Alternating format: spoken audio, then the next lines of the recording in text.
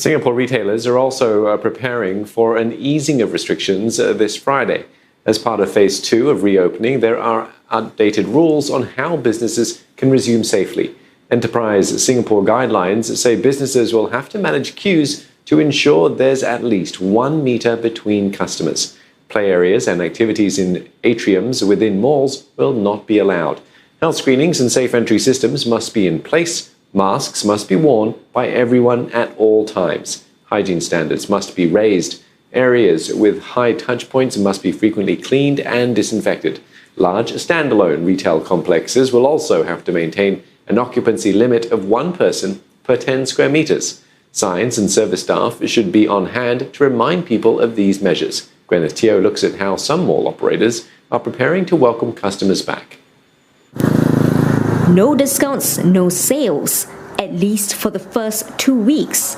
That's part of guidelines to ensure that large crowds aren't drawn to and around shopping malls when retail and dine-in F&B operations resume this Friday.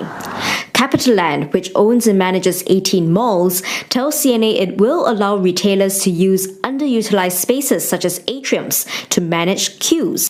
It will also make a queuing management system available to tenants, which will allow shoppers to be in a digital queue while they are elsewhere. People are very used to going in and then taking their own time, and usually that's the entire idea behind the mall.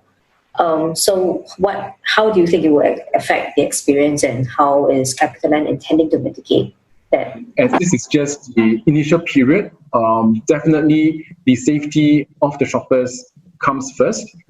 In terms of the enjoyment in the shopping malls, we will be looking at creating convenience through the use of technology, as well as helping them to plan their shopping journey in advance. So in this way, they can get to choose the kind of services as well as products that they would like in the quickest and most efficient manner. Meanwhile, Fraser's Property Retail, which has 14 malls in its portfolio, says it will open additional entry and exit points at its malls if necessary. It's also deploying additional staff at entrances, on top of point-of-entry terminals to manage the number of customers within its malls. The authorities say inspections will be carried out to ensure the rules are followed. Businesses that flout the rules may have their government grants, loans, tax rebates, and other assistance withheld.